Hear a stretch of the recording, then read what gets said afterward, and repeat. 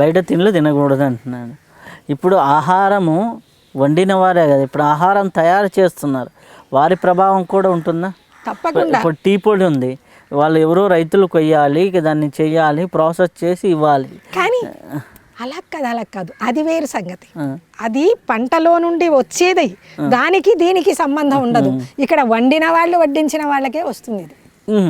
వండిన వాళ్ళు మంచి వాళ్ళే, వడ్డించిన వాడు ఎవరో ఉన్నాడు, అప్పుడు ఏమవుతుంది? సగమైన వస్తుంది. ఇంట్లో చాలామంది ఇప్పుడు ఇక్కడంటే తక్కువేమో కానీ హైదరాబాదు ఇట్లాంటి చోట్ల, బంజారాహిల్స్, జూబ్లీహిల్స్ చోట్ల ప్రతి ఇంట్లో కూడా ఎవరో పని వాళ్ళని పెట్టుకుంటారు. వాళ్ళే 90% భార్యలు భర్తకు వడ్డించేది ఎగిరిపోయింది, పని వాళ్ళే వడ్డిస్తున్నారు. అంటే ఇప్పుడు ఏమవుతుంది దాని ప్రకారం? వాళ్ళ గుణాలే వస్తాయి వీళ్ళకు, మరి తప్పదు కదా. అంటే వీళ్ళ భర్త క్షేమాన్ని వీళ్ళు కోరితే వీళ్ళే స్వయంగా వడ్డిస్తే చాలా శుభకరం అంటారు. అంటే భార్య బిడ్డల యొక్క, అంటే భర్త బిడ్డల యొక్క క్షేమాన్ని కోరే భార్య వంట చేసి వడ్డించడం పరమోత్తమం. చాలా ఇప్పుడు భార్య భర్తలు ఉన్నారు, చాలామంది సాఫ్ట్వేర్ ఉద్యోగాలని వెళ్తూ ఇంట్లో పని వాళ్ళు వంటలు పెట్టి పిల్లలకి వాళ్ళే తినిపిస్తూ, పిల్లల్ని వాళ్ళే చదివిస్తూ, హోంవర్క్ వాళ్ళే చేస్తూ, మార్నింగ్ ఈవినింగ్ హాయ్ బాయ్ చెప్పుకునే పరిస్థితి ఇప్పుడు వచ్చేసింది. ఈ కల్చర్ పైన మీరు ఏమంటాం? వృద్ధాశ్రమాలు ఉన్నాయి కదా, ఏముంది, వీళ్ళకి పెళ్ళి అయిపోయింది అనుకోండి, అంటే కోడలు అన్నదట అత్తతోటి, అత్త ఇంకా బతికుండడం ఎందుకు, నేను వచ్చాను కదా కోడలనయ్యి, నేను ఉన్నాను కదా ఇంట్లో, మరి నువ్వెందుకు, నువ్వు చచ్చిపోకూడదా అన్నదట. అంటే అమ్మ ఇంకా వచ్చావు, ఇప్పుడు నీకు ఒక కొడుకు పుడితే చూసి చచ్చిపోదామని ఉంది తల్లి, నన్ను ఇప్పుడే పొమ్మంటే ఎలాగా, నీ కొడుకుని చూసి చచ్చిపోతాను అన్నదట. కొడుకు పుట్టాడు. కొడుకు పుట్టిన తర్వాత అత్త దగ్గరికి వచ్చి అడిగిందట కోడలు, ఇంకే నా కొడుకు పుట్టాడు కదా, ఇంకా చచ్చిపోవన్నదట. అంటే అప్పుడే చచ్చిపోతే ఎలాగమ్మా, చూడు నా కొడుక్కి నేను పెళ్లి చేశాను, నువ్వు వచ్చావు, అలాగే నీ కొడుక్కి పెళ్లి చేసిన తర్వాత, నీ కొడుక్కి పెళ్ళి అయిపోతుంది అనుకో, నీ కొడుక్కి పెళ్ళి అయిన తర్వాత నీ కోడలు వస్తుంది కదా, అప్పుడు చచ్చిపోతాను, ఇప్పుడు కాదు అని చెప్పి ఎలాగో కోడలు బ్రతిలాడుకుంటే అలాగే నేను ఒప్పుకుంది. కొడుకు పెద్దవాడయ్యాడు, పెళ్ళి కూడా చేసింది. మనమడికి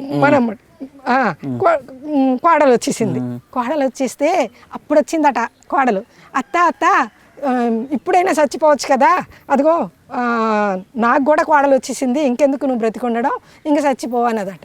అమ్మా నీకు కోడలు వచ్చేసింది కదా, ఇంకెందుకమ్మా నువ్వు బ్రతికుండడం, ఇద్దరం కలిసిపోదాం రా అని చెప్పిందట. అంతే కదా, అలాగుంటాయి అన్నమాట. ఇప్పుడు ప్రేమానుబంధాలు, ఇప్పుడు చూడండి, భర్తకు పిల్లలకు ప్రేమగా వడ్డించడం వేరు, అది వేరు, అది ఉద్యోగం, అది పనివాళ్ళు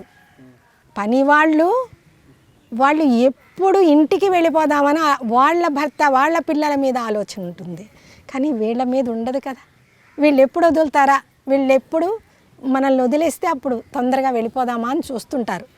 ఒక ఆవిడ పాపం పెద్ద ఆవిడ, ఎవరు లేరు, పని వాళ్ళని పెట్టుకుని బాగా డబ్బు గలదన్నమాట.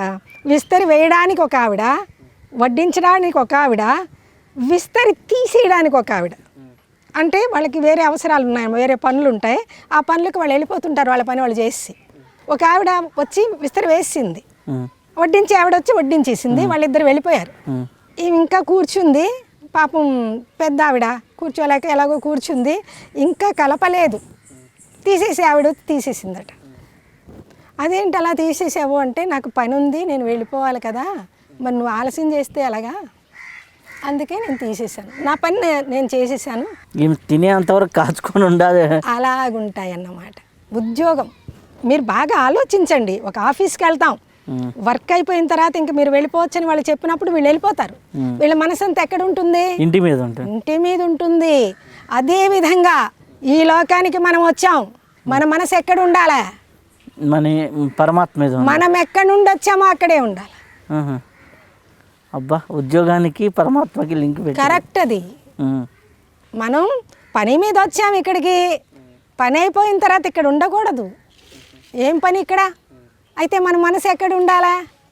మన మనసు ఎక్కడుంటే అక్కడికే వెళ్తాం మనం. అది చూడండి, మళ్ళీ ఇక్కడిక్కడే ఉన్నదనుకోండి, ఇక్కడిక్కడే. ఇప్పుడు చచ్చిపోయారని అంటున్నారు అందరూ. ఎవరు చచ్చిపోయారు చూపెట్టండి. మన కళ్ళ ముందు పోయిన వాళ్ళందరూ చచ్చిపోయిన వాళ్ళేనా? కానే కాదు, అందరూ వచ్చిపోయే వాళ్ళే. వస్తున్నారు, పోతున్నారు, వేరే రూపాలు ఎత్తుకొని వస్తున్నారు, పోతున్నారు, రకరకాల రూపాలతో. షిరిడి సాయిబాబా కరెక్ట్, ఆయన జీవన్ముక్తుడయ్యాడు, తిరిగి వచ్చే పని లేదు ఆయనకి. రమణ మహర్షి, ఆయనకి రావాల్సిన పని లేదు. అలాంటి మహాత్ములు బయట పడకుండా, ఎవరికీ తెలియకుండా ఎంతమందో మోక్షాన్ని పొందిన వాళ్ళు ఉన్నారు. మలయాళ స్వాముల వారు మాత్రం మోక్షాన్ని కోరలేదు. ఎందుకు అంటే, నేను ఇంకా సేవ చేసి అందరినీ కూడా ఉద్ధరించాలా, ఆ భావం అన్నమాట. అది మలయాళ స్వాముల వారు చెప్పినటువంటిది అది. అందుకే విమలానంద స్వాముల వారు అంటే స్వామి తర్వాత విమలానంద స్వామి వారిని పీఠాధిపతిని చేశారు. మలయాళ స్వామి తర్వాత మలయాళ స్వాముల వారు స్థాపకులు. మొదటి పీఠాధిపతి విమలానంద స్వామి, విమలానంద స్వామి తర్వాత విద్యానంద స్వామి, విద్యానంద స్వామి తర్వాత ఇప్పుడు పరిపూర్ణానందగిరి స్వాముల వారు పీఠాధిపతులు అన్నమాట. అయితే అక్కడ మలయాళ స్వాముల వారి ఆశయం ఏంటి?